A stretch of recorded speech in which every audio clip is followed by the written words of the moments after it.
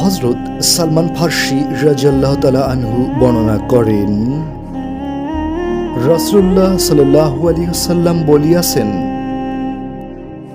কেহ যদি জুমার দিনে গোসল করিয়া যত সম্ভব পাক পবিত্র অর্জন করে, তেল বা সুগন্ধ ব্যবহার করে, তারপর মসজিদে গমন করে, মসজিদে যাওয়ার পর আগে হইতে বসিয়া থাকা দুই ব্যক্তির মাঝখানে না বসে, যতটুকু সম্ভব জুমার আগে নামাজ আদায় করে, তারপর ইমামের দেওয়া খুতবা মনোযোগ দিয়া শোনে,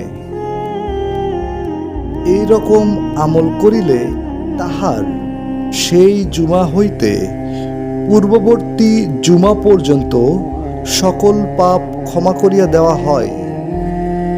বুখারী।